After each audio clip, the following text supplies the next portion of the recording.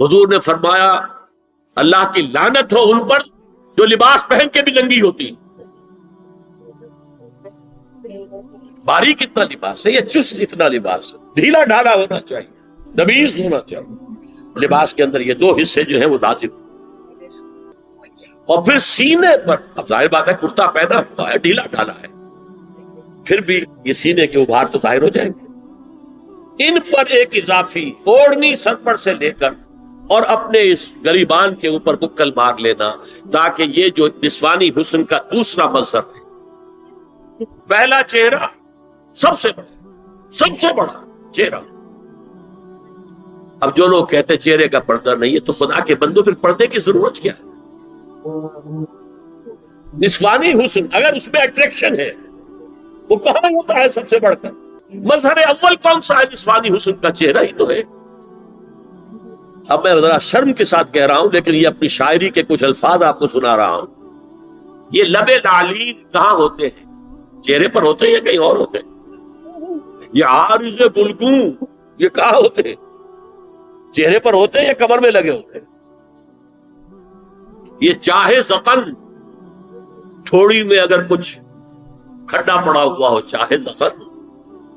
یہ تعریفیں جو شاعری میں ہوتی ہیں یہ کہاں ہوتا؟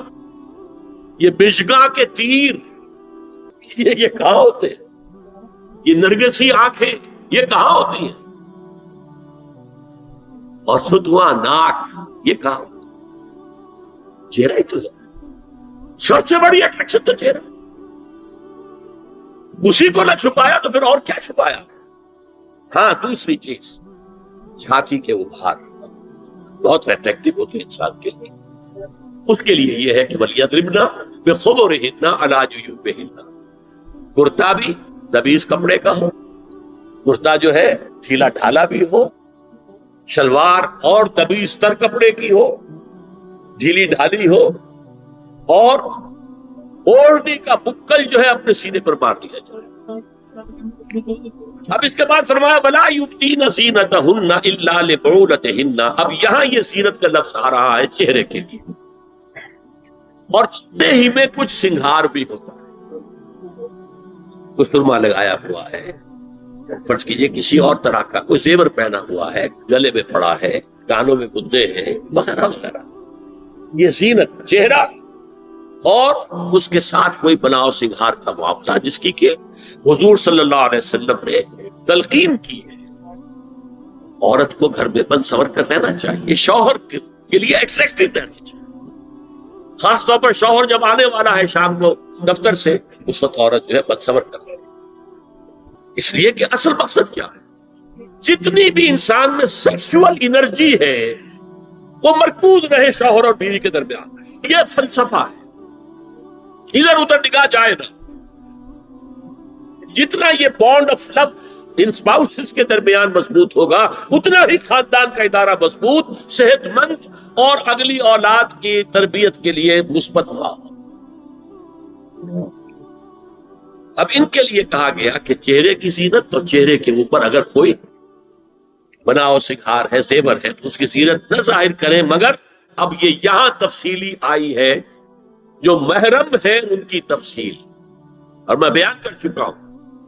محرم وہی ہے صرف جن سے کبھی کسی حال میں شادی نہیں ہو سکتی. بھائی سے کسی حال میں شادی نہیں ہو سکتی, باپ سے, دادا سے, چچا سے کسی حال میں شادی نہیں ہو سکتی, ماموں سے کسی حال میں شادی نہیں ہو سکتی. ہاں چچا کے بیٹے سے ہو سکتی ہے, وہ نامحرم ہے. ماموں اور خالہ کے بیٹے سے ہو سکتی ہے, وہ نامحرم ہے. تو فرمایا کن کے سامنے ظاہر کر سکتی ہے؟ الا لبعولتہن, سب سے بڑھ کر تو شوہر, او آبائہن, اور یہ آپ نے باپ. جب باپوں میں نوٹ کی دی, باپ حقیقی ہو, اخیافی ہو, اللاتی ہو یا رضاعی ہو, یہ چاروں قسم کے باپ اس میں شامل ہیں. جس عورت نے دودھ پلایا تھا اس کا شوہر بھی باپ بن گیا. او آبائے بعولتہن, اپنے شوہروں کے باپ, یا ابنائہن, ان کے اپنے بیٹے. بیٹوں میں بھی آئیں گے چاروں, اللاتی, اخیافی, عینی اور رضاعی. او ابنائے بعولتہن, اور اپنے شوہروں کے بیٹے، ہو سکتا ہے شوہروں کی اور بیویاں بھی ہوں تو ان کے بیٹے بھی، جو ستیلے بیٹے ہیں وہ بھی محرم، ان سے کسی شکل میں کبھی شادی نہیں ہو سکتی۔ اور اخوانہن، یا ان کے بھائی، او ابنائہن، یا اپنے بیٹے، او ابنائے بعولتہن، یا اپنے شوہروں کے بیٹے، او اخوانہن، یا اپنے بھائی، او بنی اخوانہن، یا اپنے بھائیوں کے بیٹے، او بنی اخواتہن، اپنا بھتیجا، شوہر کا بھتیجا نہیں، اپنا بھتیجا محرم ہے، اپنا بھانجا محرم ہے، شوہر کا بھانجا محرم نہیں ہے۔ او نسائہن، یا ان کی عورتیں، اپنی عورتیں، جان پہچان کی عورتیں۔ ہر عورت بھی محرم نہیں ہے، نوٹ کر لیجئے، نسائہن،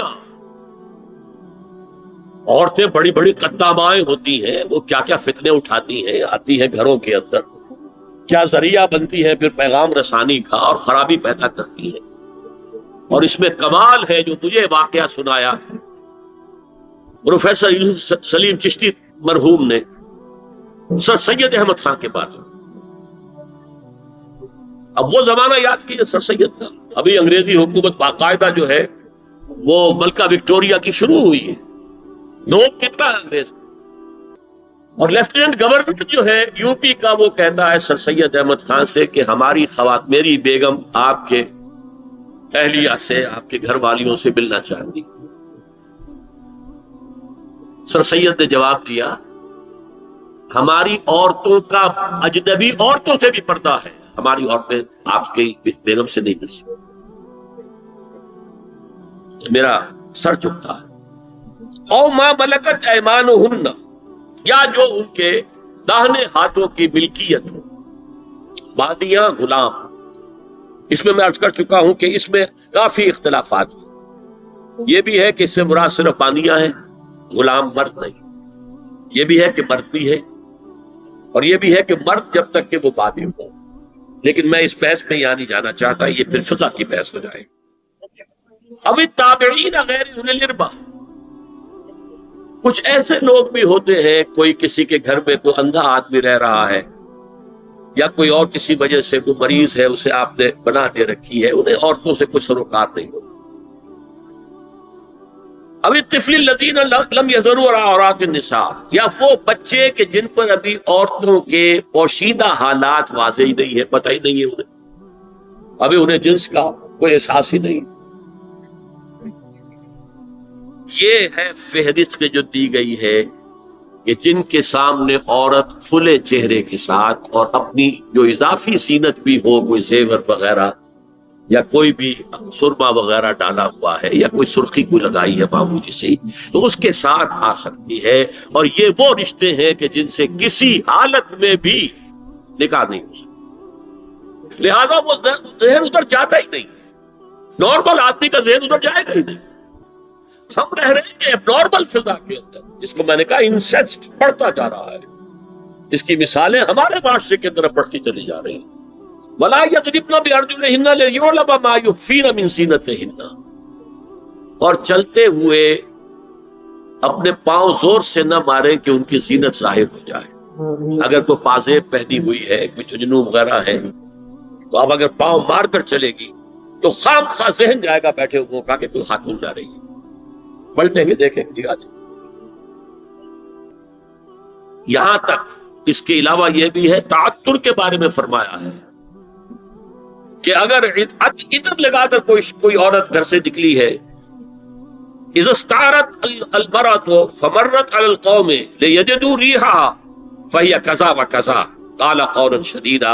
اس ابو داؤد کی روایت حضور نے فرمایا جب کوئی عورت عطر لگا کر، خوشبو لگا کر نکلتی ہے کہ لوگ اس کی خوشبو سونگیں یا اس پر مطلع ہو جائیں تو ایسی ہے، ایسی ہے، بہت سخت الفاظ حضور نے استعمال کیے کہ جس کو راوی نے نقل نہیں کیا۔